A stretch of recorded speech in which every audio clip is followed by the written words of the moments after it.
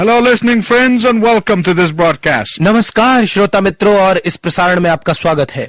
In recent years, many people have become more health and nutrition conscious than ever before. पिछले कुछ वर्षों में अधिकतर लोग स्वास्थ्य और पौष्टिकता के मामले में पहले से कहीं अधिक सावधान हो गए हैं। Many people say you are what you eat. बहुत लोग कहते हैं जो आप खाते हैं आप वही हैं। But many people also have become truly obsessed with dieting. परंतु बहुत लोग खुराक की मात्रा कम करने की आदत भी डाल चुके हैं। Not only that, but the diet industry has become a multi-billion-dollar industry. इतना ही नहीं परंतु खुराक निदेशन उद्योग भी कई अरब रुपयों का उद्योग बन गया है। The Apostle Peter talks to us about a diet also. प्रेरित पत्रस हमारे साथ एक खुराक के विषय पर भी बात करता है। Peter talks about a diet for your spiritual health. पत्रस आपके आत्मिक स्वास्थ्य के लिए भी खुराक के विषय पर बात करता है। If you are joining us for the first time, यदि आप पहली बार हमारे साथ सम्मिलित हो रहे हैं, we are in the midst of a series of messages on 1 Peter. तो हम पत्रस की पहली पत्री पर आधारित संदेश श्रृंखला के मध्य में हैं। And we're calling it blessed to be a blessing. और हम इसे आशीष होने के लिए आशीषित पुकार रहे हैं।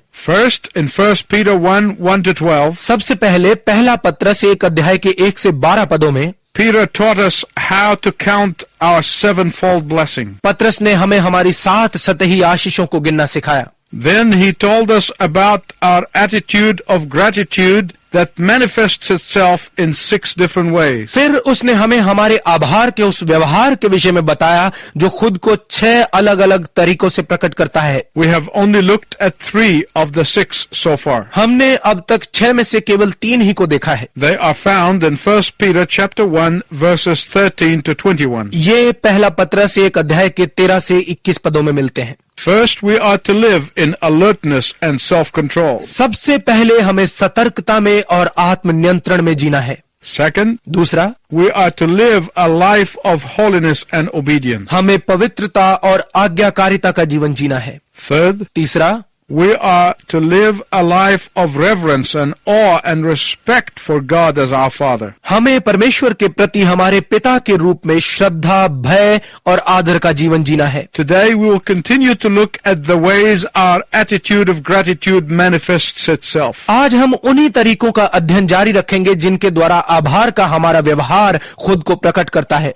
Let's turn to 1 Peter chapter 1 verses 22 and 23. आइए पहला पत्रस 1 अध्याय के उसके 22 और 23 पदों को देखें and see what Peter says about spiritual diet. और देखें कि पत्रस आत्मिक खुराक के विषय में क्या कहता है। In 1:22 Peter tells us that in gratitude to God we are to grow in love. 1 अध्याय के 22 पद में पत्रस हमें बताता है कि परमेश्वर के प्रति आभार में हमें प्रेम में बढ़ना है। In 1:23-25 he says in gratitude to God we are to grow in the word. 1 अध्याय के 23 पद से 25 पदों में वो कहता है कि परमेश्वर के प्रति आभारी रहते हुए हमें वचन में बढ़ना है। And finally in chapter 2 verses 1-3 और अंत में 2 अध्याय के 1 से 3 पदों में Peter tells us that in gratitude to God we are to grow up. पत्रस हमें कहता है कि परमेश्वर के प्रति आभारी रहते हुए हमें बड़े होना है। In gratitude for God's sevenfold blessings we are to grow in love. परमेश्वर की 7 सतही आशीषों के प्रति धन्यवादी रहते हुए हमें प्रेम में बढ़ना है। Let's read 1 Peter 1:22. आइए पहला पत्रस 1 अध्याय के 22 पद को पढ़ें।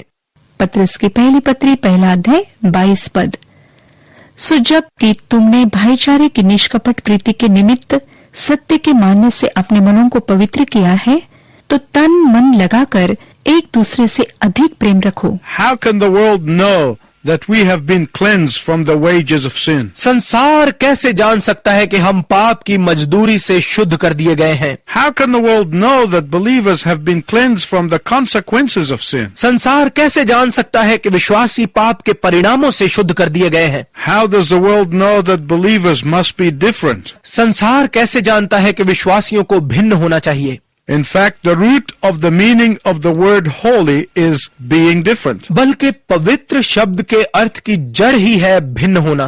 We looked at holiness in a past message. अपने एक पिछले संदेश में हमने पवित्रता पर गौर किया था। Please listen carefully to what I'm going to tell you today. कृपया बहुत ध्यानपूर्वक सुनिएगा आज जो मैं आपको बताने वाला हूँ। The biggest concern that young people have today सबसे बड़ी चिंता जो आज नौजवानों में है is how they can live the Christian life without being labeled as different by their peers. वो ये है कि वो मसीही जीवन इस तरह से कैसे जिए कि उनके जोड़ीदार उन पर दूसरों से भिन्न होने का ठप्पा न लगाएं। How can you be a believer and still be accepted by your peers? कैसे आप एक विश्वासी रहते हुए अपने बराबर के लोगों में ग्रहण योग्य भी रह सकते हैं? This is a challenge to every young believer in Jesus Christ. ये यीशु मसीह में हर नौजवान विश्वासी के लिए एक चुनौती है। They are often hindered in the pursuit of holy living पवित्र जीवन जीने की दौड़ में वे अक्सर अड़चन पाते हैं by their fear of being labeled by society as undesirable. उनके इस भय के कारण के समाज उन पर अनिच्छित होने का ठप्पा लगा देगा। My listening friends, I want to tell you this. मेरे श्रोता मित्र, मैं आपको ये बताना चाहता हूं, The problem is the devil uses that fear of being labeled to keep us from growing up. समस्या ये है कि शैतान हमारे इस ठप्पा लगने के भय का इस्तेमाल हमें बढ़ने से रोकने के लिए करता है। The devil uses that fear of being labeled to keep us from living an effective lives as believers. शैतान हमारे इस ठप्पा लगने के भय का इस्तेमाल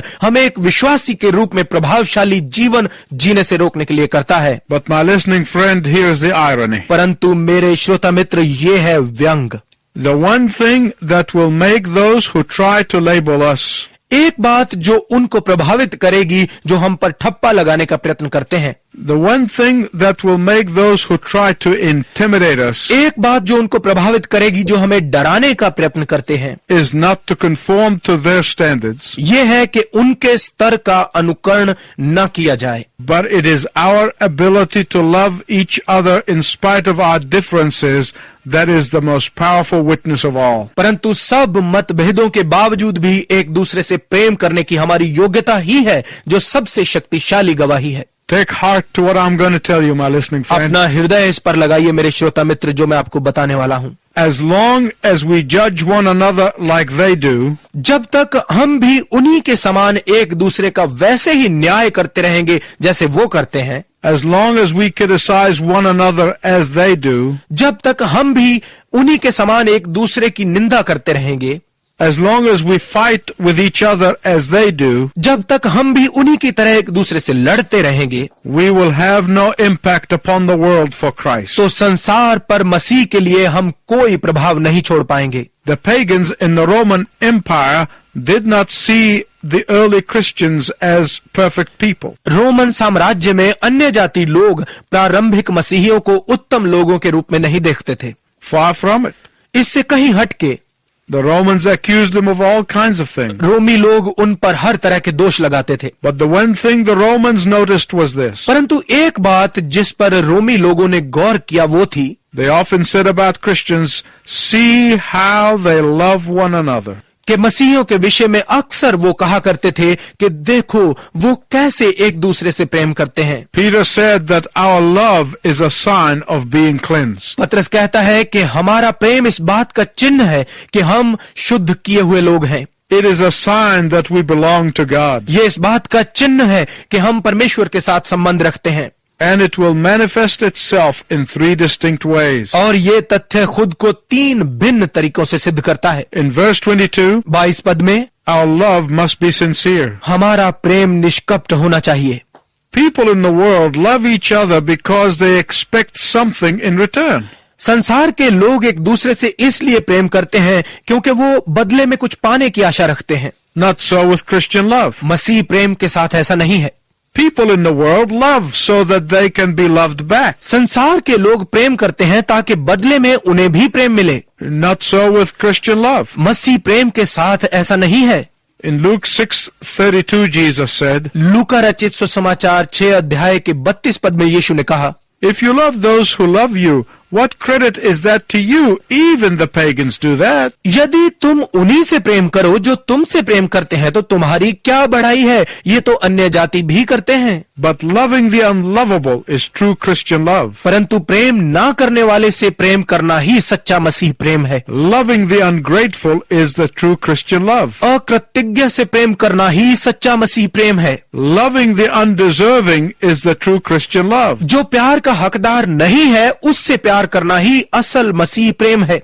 Loving for nothing in return is the true Christian love. बदले में कुछ पाने की आशा ना रखने वाला प्रेम ही असल प्रेम है। Love should not only be sincere, प्रेम केवल निष्कपट ही नहीं होना चाहिए, but love should be deep. परंतु प्रेम गहरा भी होना चाहिए। The world is full of shallow and superficial love. संसार कम गहराई वाले और ऊपरी प्रेम से भरा हुआ है। The world is full of selfish love. संसार स्वार्थी प्रेम से भरा हुआ है। The world is full of the kind of love that takes and seldom gives. संसार इस तरह के प्रेम से भरा पड़ा है जो हमेशा लेता ही लेता है और देता कभी कभार है।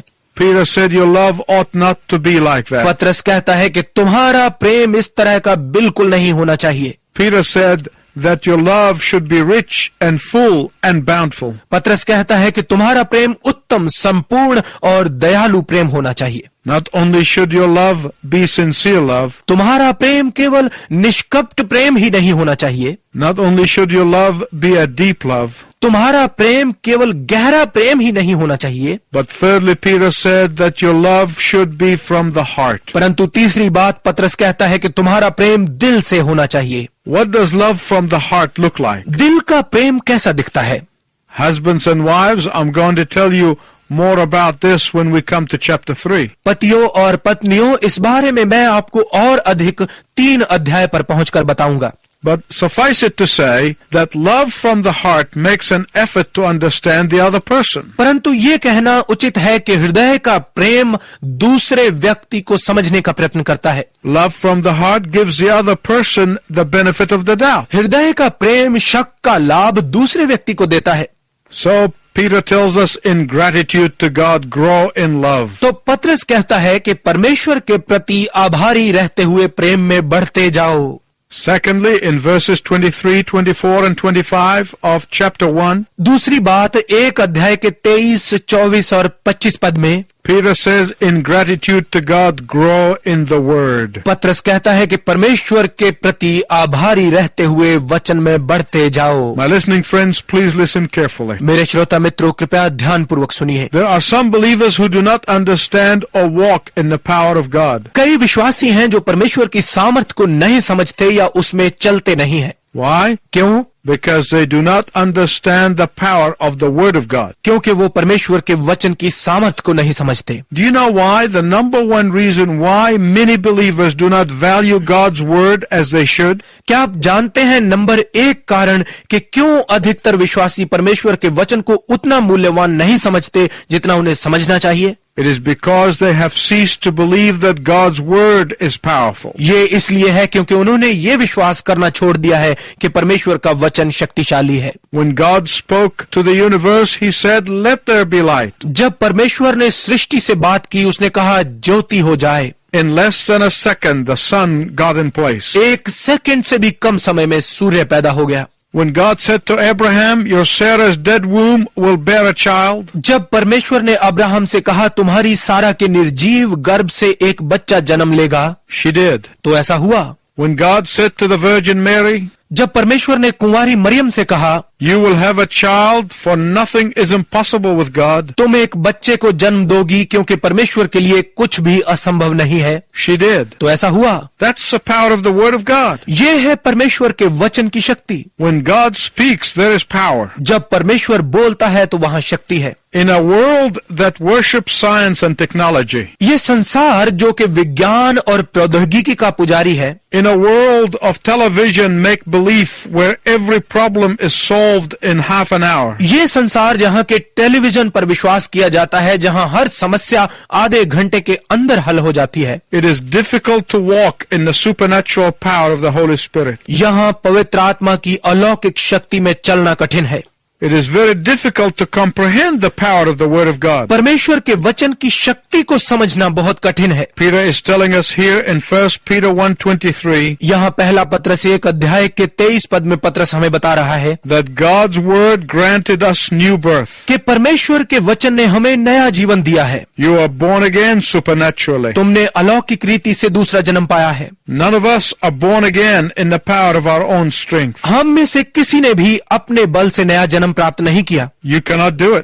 आप ऐसा कर ही नहीं सकते। It is impossible. ये असंभव है। God's word spoke to our dead spirits and brought us from death to life. परमेश्वर के वचन ने हमारी मुर्दा आत्माओं से बात की और हमें मृत्यु से जीवन में ले आया। God's word breathed into our souls and quickened us, saving us from eternal hell. परमेश्वर के वचन ने हमारी जानों में सांस डालकर हमें क्रियाशील करते हुए अनंत काल के नर्क से बचा लिया।